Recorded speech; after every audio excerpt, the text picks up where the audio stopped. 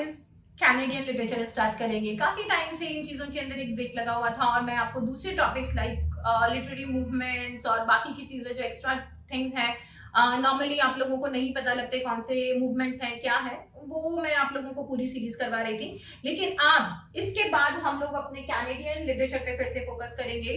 Canadian literature का मैंने आपको बेसिक सारा बताया था, इसके मेजर इवेंट्स करवाए थे, इसकी थीम्स करवाई थी, इसके लिटरेचर के बारे में मैंने आपको बताया था कि इसका लिटरेचर, कैनेडियन लिटरेचर दो पार्ट में डिवाइडेड है, फ्रेंच और इंग्लिश। फ्रेंच लैंग्वेज में लिखा हुआ जो लिटरेचर है वो हमारे किसी काम का नहीं है, वो हमें नहीं पढ़ना है क्योंकि उन राइटर्स को नहीं पूछा जाता, और वो वैसे भी सारा फ्रेंच में लिटरेचर लिखा हुआ है, वो इंग्लिश में ट्रांसलेटेड नहीं है। जो इंग्लिश में ट्रांसलेटेड होगा वो इंग्लिश कैनेडियन लिटरेचर का भी पार्ट होगा, वो मैं आपको यहाँ पे करवाऊंगी। सेकेंड आता है आपका इंग्लिश कैनेडियन लिटरेचर जो हमें करना है, ठीक है। उसमें हमारा बिगनिंग आता है 19th सेंचुरी से। अब आप लोगों का क्वेश्चन ये होगा कि 19th सेंचुरी से पहले 18th सेंचुरी में लिटरेचर क्यों नहीं लिखा गया? लिटरेचर लिखा गया था लेकिन कैनेडियन लिटरेचर अलग से नहीं था, because Canada was a part of USA. 1776 में जब यूएसए को फ्रीडम मिला था तो केवल आज जो हम यूएसए का मैप देखते हैं केवल उसको फ्रीडम मिला था, otherwise with the name of Quebec. The first name of Canada was Quebec. मैंने आपको हिस्ट्री के पोर्शन में भी ये चीज कराई है। तो Quebec was a part of USA, इसलिए इसका जो भी लिटरेचर था वो अलग नहीं था। लेकिन 1776 में फ्रीडम के बाद जब यूएसए अलग हो गया कनाडा से, कनाडा को एक अलग कंट्री डिक्लेयर कर दिया गया, ब्रिटेन ने किया था ये काम भी, तो यहाँ का लिटरेचर अलग रह गया और कनाडा का लिटरेचर अलग से रिकॉग्नाइज करवाना शुरू हुआ। तो ऑब्वियसली 1776 में इन सारे डिस्टर्बेंसेस के बाद में जो लिटरेचर लिखा गया वो 19th सेंचुरी से आता है। इवन यूएसए का भी जो मेन लिटरेचर है, हम ट्रांसीडेंटलिज्म वगैरह करते हैं, वो बिगनिंग ऑफ 19th सेंचुरी से आता है। सिमिलरली कैनेडियन लिटरेचर भी हम 19th सेंचुरी से ही इसकी बिगनिंग देखेंगे। तो let's start with the primitive ideas of Canadian literature. उसमें मैंने आपको इसका थीम बताया था व्हिच वाज गैरिसन्स मेंटालिटी। गैरिसन्स मेंटालिटी के बारे में मैंने आपको बताया था कि गैरिसन्स मेंटालिटी क्या होती है। नॉर्थरॉप फ्रायर जो कि कैनेडियन क्रिटिक है, उन्होंने इस टर्म को कॉइन करा था, उन्होंने इस टर्म को इंट्रोड्यूस किया था कैनेडियन लिटरेचर में। और उसी के बाद कैनेडियन लिटरेचर में इसी टर्म के बाद जो यहाँ की मेन सबसे इंपॉर्टेंट राइटर हैं जिनको हम रिकॉग्नाइज करते हैं, that is Margaret Atwood, the most prominent writer of Canadian literature. उन्होंने इस टर्म को एक्सप्लोर करा, इसकी थीम्स को हमें दिया, इसके टाइप्स ऑफ विक्टिम्स भी मैंने आपको करवाए हैं, कौन कौन से विक्टिम्स होते हैं। अगर आप प्रीवियस लेक्चर देखेंगे तो उसमें आपको सारा कुछ मिलेगा। तो कैनेडियन लिटरेचर का जो गैरिसन्स मेंटालिटी है that was coined by Northrop Frye and further explored by Margaret Atwood. Margaret Atwood ने ही इस लिटरेचर, इस टर्म को एक्सप्लोर करके बताया कि जितना भी लिटरेचर कनाडा में लिखा गया है वो कहीं ना कहीं ऑन एंड अराउंड इसी मेंटालिटी के आसपास घूम रहा है।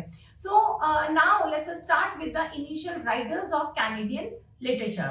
जो कैनेडियन लिटरेचर यहाँ पे डिवाइड करा है हमने फ्रेंच और इंग्लिश लिटरेचर में, इसी में जो फर्स्ट इसका डिस्टिंक्शन होगा दैट इज इंडिजीनियस लिटरेचर। मैं आपको यहाँ पे जितने भी एबोरिजिनल इंडिजीनियस लिटरेचर लिखे गए हैं उनके नाम और उनकी थीम भी पहले आप लोगों को बता दूं कि क्या क्या होती है, किस तरीके से उनको लिखा गया है, ठीक है। Yes, these are the indigenous literature। जो चार ये लिटरेचर हैं, these are the indigenous literature of Canada। First इसके अंदर आता है Mohawk literature. Mohawk literature, these people were writing about geographical situations, geographical criteria of writing, that is flora and fauna। इन लोगों ने इसके ऊपर लिखना शुरू करा था मोहवाक लिटरेचर के अंदर। Then Mi'kmaq literature, Mi'kmaq literature के अंदर they were writing about community values. इनकी जो कम्युनिटी की वैल्यूज है, जो मॉरल्स हैं, उसके ऊपर इन लोगों ने लिटरेचर लिखना पसंद किया था। Mohawk literature, they were writing about their flora, fauna, animals, what kind of tropical life was there, what kind of nature was there. ये लोग उसके बारे में, अपनी नेचुरल सराउंडिंग्स के बारे में लिख रहे थे। और मिक्वाक लिटरेचर के अंदर ये लोग अपनी कम्युनिटी, उनके मॉरल वैल्यूज, एथिक्स और उन सब के बारे में लिख रहे थे। देन आता है यहाँ पे अनिशियाबे और ओजिब्वे लिटरेचर। अनिशियाबे एंड ओजिब्वे लिटरेचर, ये भी एक इंडिजीनियस कम्युनिटी, ये सब कम्युनिटीज है। मोहवाक भी एक कम्युनिटी है, यहाँ की ट्राइब है। मिक्वाक भी एक ट्राइब है। अनिशिबे और ओजिब्वे भी एक ट्राइब है जिन्होंने अपना लिटरेचर लिखा। नाउ नेक्स्ट जो हमारा ये वाला कम्युनिटी है अनिशिनाबे और ओजिब्वे कम्युनिटी, इनका जो क्राइटेरिया था राइटिंग का that is life history and travel stories. They were writing about their experience of traveling, the history of their community, the life in today's genre. ये लोग इन सब चीजों के बारे में यहाँ पे लिख रहे थे. और जो क्री लिटरेचर है, these people were writing about local supernatural belief and events. जो भी इनके नेचुरल सुपर नेचुरल बिलीव्स थे, इन लोगों के जो भी सुपरस्टिशियस बिलीव्स थे, जो भी माइथोलॉजिकल बिलीव्स इनके थे, उन सब के बारे में इन लोगों ने लिखा था. दैट इज नोन एज क्री लिटरेचर. ये 4 तरीके का लिटरेचर है जो कि यहाँ का indigenous that is aboriginal literature है. यहाँ का जो ट्राइब्स थे, यहाँ के जो ट्राइबल पीपल थे जो वहां पे रहते थे, वो अपने लिटरेचर को वहीं की लोकल लैंग्वेजेस में लिख रहे थे, but they were following their own type of language which was later translated into English. ना कि वो फ्रेंच में ट्रांसलेट हुए, बट किस में ट्रांसलेट किया गया, इन सारे लिटरेचर को इंग्लिश में ट्रांसलेट किया गया. इसलिए this is a portion of English Canadian literature. Now we are going to discuss about the main English writers who belong to the English community in Canada and was writing about the Canadian stories. Now English Canadian writers के अंदर जो हमारा first writer यहाँ पे आएगा, that is most important writer of 19th century. She was Susanna Moodie. She is the first recognized writer in English writings. She was recognized as a English Canadian writer who have given a clear picture of Canadian flora and fauna literature, that is Garrison's mentality का first part मैंने आपको बताया था about tropical life, second part मैंने आपको बताया था about frontier life, और third part मैंने आपको बताया था they have created a metaphorical image of the other world. तो जिस भी लिटरेचर में हम कनाडा के अलावा दूसरे कंट्रीज की बात करेंगे और उनका इंटरफेरेंस इन कैनेडियन लाइफ देखेंगे, वो होगा थर्ड पार्ट ऑफ गैरिसन्स मेंटालिटी. यहाँ पे she is the one who has talked about the Canadian tropical life. वहाँ का बुश लिटरेचर के बारे में, वहाँ की कम्युनिटीज के बारे में, ट्राइबल पीपल के बारे में, उनका जिस तरीके का रहना सहना था, how they used to interact with the civilians. Civilians कौन थे? ब्रिटिश या English people were the civilians of Canada. तो उन लोगों के साथ उनका क्या इंटरेक्शंस था, स्लेवरी थी, क्या था, उन सब के बारे में सुजाना मूडी ने लिखा था. She is the first English poetess. Now her works, इनका फर्स्ट वर्क है matrimonial speculation 1854. No need to read this work, you have to just remember the name.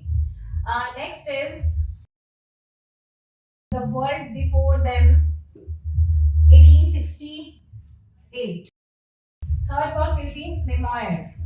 That was her collection of memories about the life in Canada, and this is a sequence, this is a trilogy which she has written. इसमें first आ जाएगा Roughing It in the Bushes. Roughing It in the Bushes 1852.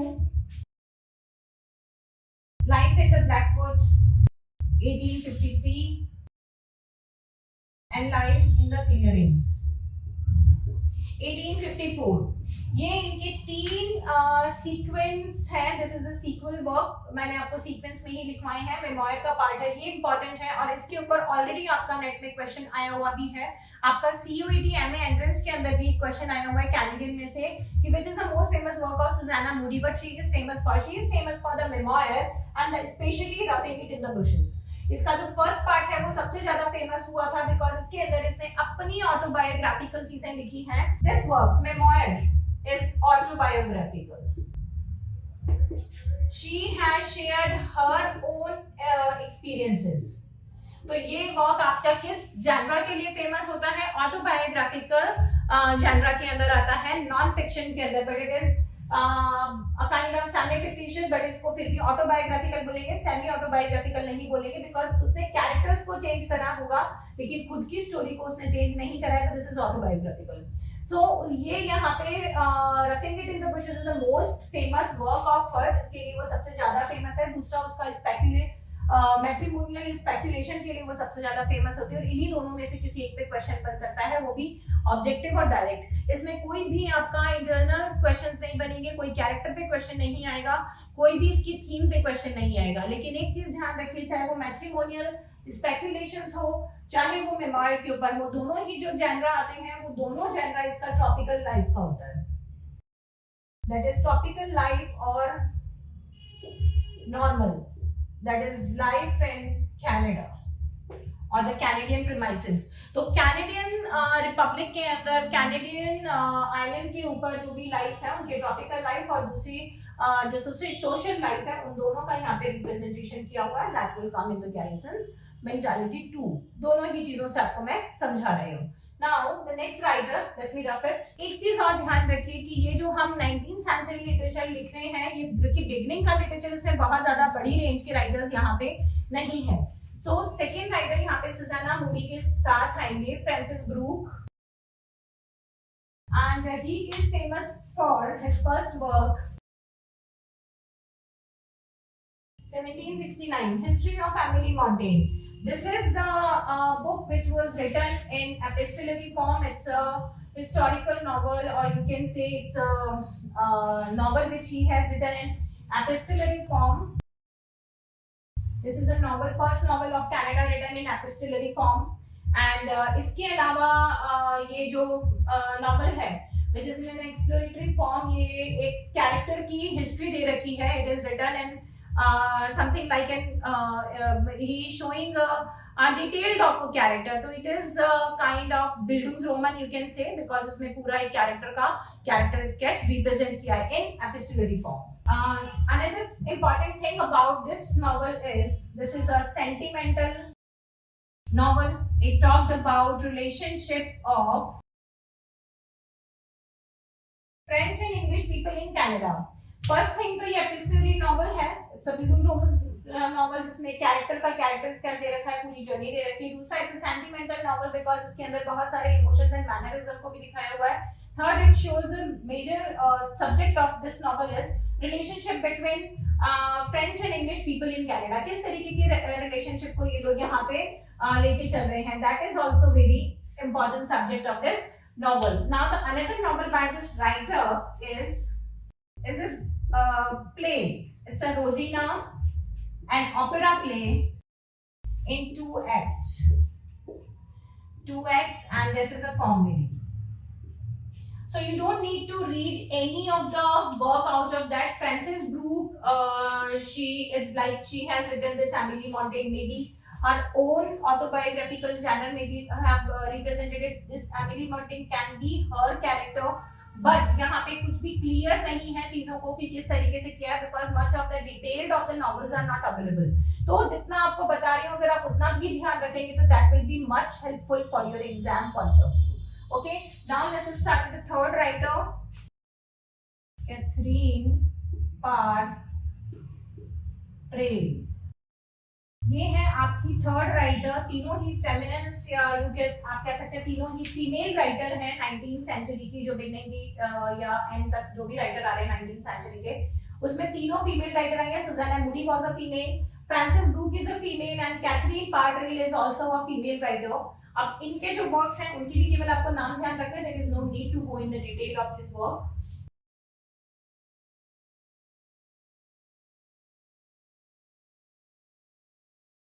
ये 3 work है इनके, sketchbook of a young naturalist 1831, the black woods of Canada 1836 and Canadian Crusoe 1852।